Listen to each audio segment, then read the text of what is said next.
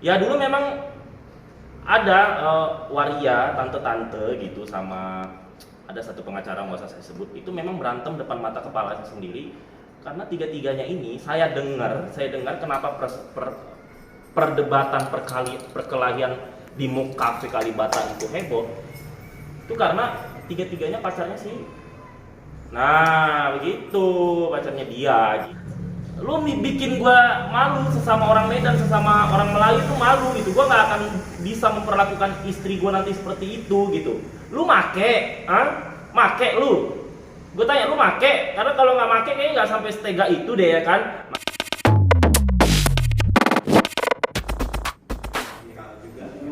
Oh ya, ya gue shock banget ya dengar berita ini. Tiba-tiba tadi malam gue di-tag-tagin sama netizen yang tadinya gue nggak tahu, males bahas, akhirnya jadi tahu gitu. Tiba-tiba gue dihubungin sama orang-orang media, kak mau dong wawancaranya gitu. Nanti ditolak, gue dibilang sombong ya kan. Jadi ya udahlah, gue jabanin aja deh.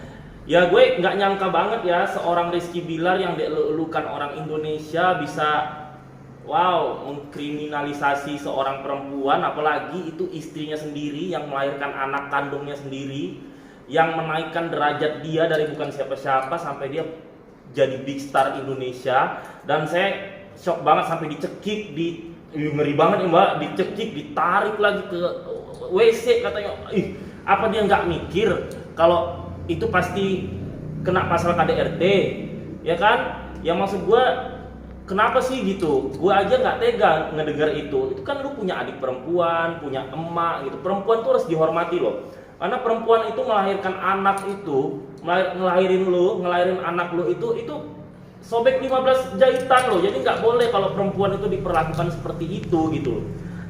Lu bikin gua malu, sesama orang Medan, sesama orang Melayu tuh malu gitu. Gua nggak akan bisa memperlakukan istri gua nanti seperti itu gitu.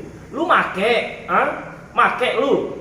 Gue tanya lu make, karena kalau nggak make kayaknya nggak sampai setega itu deh ya kan. Make apa nih? Make celana kek, make toco, make apa? Gue nggak bilang make apa-apa ya, maksud gue begitu gitu loh. Tega banget gitu. Jadi speechless juga sih ya, tapi pasti dia di penjara itu. Yakin gue kalau ada penganiayaan gitu pasti di penjara. Kalau sampai dia nggak di penjara, gue telanjang di Monas.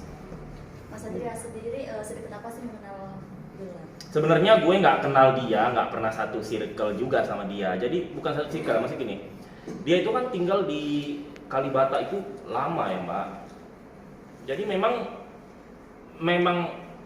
di Kalibata itu kan banyak orang entertain gitu, banyak orang entertain kumpul di situ. Jadi kalau misalnya direktur casting itu kalau misalnya ngajak meeting gitu rata-rata Kalibata ya, karena tempatnya di tengah-tengah gitu ya kan, tengah-tengah mana-mana gitu. Jadi memang karena mungkin circle-nya dia circle gue juga sama entertain, jadi banyak selentingan seliwer-seliwer omongan begitu ya. Awalnya saya cuman ya karena bukan teman saya, bukan saudara saya ya, oh ya engge-engge wae gitu ya kan. Tapi ya mau gimana, akhirnya keceplosan juga gitu. Jadi memang ya dulu memang ada waria tante-tante gitu sama ada satu pengacara nggak usah saya sebut, itu memang berantem depan mata kepala saya sendiri karena tiga-tiganya ini saya dengar kenapa perdebatan perkelahian di MUK Cafe Kalibata itu heboh itu karena tiga-tiganya pacarnya sih.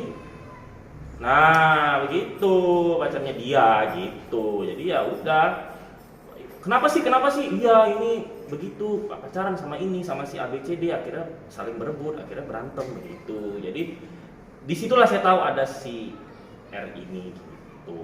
Ya udah sih. Terus banyak yang selenting-selentingan ngomong ke gue nih, dia syuting cuma 1,2 juta per episode kok.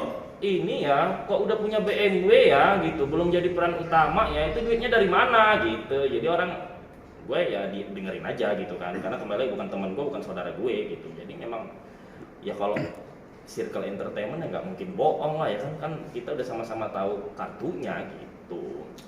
Terus memang ini saya tahu banget ini ya, jadi pada saat itu saya ke Jonggol sama seorang transgender yang saya nggak mungkin sebut karena saya nggak enak, dia baik, udah seperti kakak gue gitu. Jadi memang dia nyeterin mobil itu karena mobilnya itu mobil dia gitu. Jadi pada saat itu itu gue duduk di belakang. Itu memang voice note kalau si R ini mau ngelabrak si transgender ini. Kenapa? Karena transgender ini membeberkan hubungan mereka. Hubungannya sebatas apa saya nggak tahu. Gitu. Jadi depan itu gue di belakang itu. Gitu. Jadi gue memang tahu sih. Gitu. Emang bandel banget ya.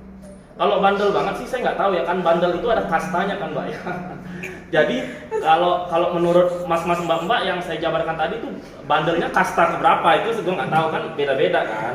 Ada bagi orang itu kalau misalnya dia maki-maki orang itu jahat banget, tapi bagi gue kalau seseorang mau maki seseorang ya itu receh lah, udah biasa gitu. Jadi memang kasta kejahatannya atau bandel itu pasti beda-beda, relatif ya kan. Tapi pokoknya ya itulah yang saya tahu itu dulu. Karena kejadian pas mau labrak itu setelah udah menikah atau sebelumnya? Sebelum 2019. Oh, berarti udah ada track recordnya kayak gitu ya Pak? Iya. Tapi selingkuhannya itu, yang sekarang diduga selingkuhan itu emang transgender juga atau mungkin perempuan atau gimana Pak? Itu saya nggak tahu karena saya itu tadi dengarnya dari rekan-rekan media juga gitu. Tapi nggak tahu saya apakah benar sama transgender, apakah sama perempuan atau bisa dua-dua, kan kita nggak tahu juga gitu. Tapi kalau itu saya tidak melihat langsung gitu loh, itu saya dengar. Tapi kalau yang tadi saya memang lihat langsung gitu. Tapi namanya kita ya, kalau kita bukan saudara kita, bukan keluarga kita kan kalau tahu diam aja kan Mbak. Oh ya udah gitu, nggak mungkin kita ikut campur. Apa nih ya, gua bela lu gitu. Enggak, karena saya memang nggak kenal. Kalau dari ini kan dia melakukan KDRT, yang kakak tahu mungkin terdengar dari circle-circle yang kakak tahu itu emang orangnya temperamental atau seperti apa sih Kak? Orangnya sikapnya? sombong sih, sejak naik sombong itu aja sih. Nggak usah munafik lah, media-media kan banyak curhat sama gua. Kalian semua dianuin kan, songongin kan, makanya lu jangan sombong, kena kan lu. Gua aja nih takut sombong. Kalau gua sombong mulut gua, tapi hati gua tidak. Memanusiakan, kita harus selalu memanusiakan manusia. Nggak apa-apa kita di kamera sombong apa gitu, tapi di balik kamera kita kembali seperti manusia biasa. Gini kan udah begini kan lu jadi malu kan, kasihan sama bapak lu di Medan sana lu. Gua aja sesama orang Melayu jadi ada sedikit rasa kasihan lah ya, peres ya anak. Ya gitu. Yang kakak kenal cerita yang lain mungkin terkait adanya masalah KDRT ini mungkin apa Kak selain yang tadi? Kalau saya tidak mau menambah-nambahin, mengurangi ya. Yang saya tahu saya kasih tahu, yang tidak. Kalau masalah ini saya jujur awalnya saya tidak tahu sama sekali. Tapi saya memang udah nebak, ini pasti nggak lama gitu. Karena kan kita udah tahu, kita kan gini, masa depan itu kan hasil record dari masa lalu gitu kan. Seseorang itu dia nggak bisa berubah 100%, pasti nanti kembali lagi ke tabiat asli. Nah tabiat itu susah dirubah gitu. Jadi ya udah, akhirnya kejadian kan gitu. Jadi kalau di luar yang saya cerita tadi, saya memang nggak tahu apa-apa gitu. Karena nggak mau nambah-nambahin juga, kasihan juga mereka berduanya gitu. Tapi ya Lesti ya mau gimana gitu. Saya dengar Lesti juga sempat sombong kan. Makanya kita nggak boleh sombong di entertainment itu, karena semua itu ada Tuhan gitu loh ya kan. Jadi buat artis-artis baru melejit, kalian itu jangan songong sama media ya kan, sama orang-orang sekitar, karena Tuhan itu gampang banget membalikkan telapak tangannya ya kan. Terus kadang gue heran ya, artis-artis songong emang honornya berapa sih? Gue tahu loh, kalian itu per episode cuma 4 juta. Jadi jangan songong-songong gitu ya kan. Ya ini aja, tetap humble, tetap menikmati harta rezeki dari Tuhan, tapi tetap humble sama orang-orang sekitar gitu. Ya karena kan kalau udah begini kan media jadi ada yang syukurin, ada yang ya berapa persen simpatik, berapa persen syukurin gitu kan. Karena melihat pernah sombong tadi gitu kan. Jadi ya udahlah, nanti Lesti jandanya kutunggu dah.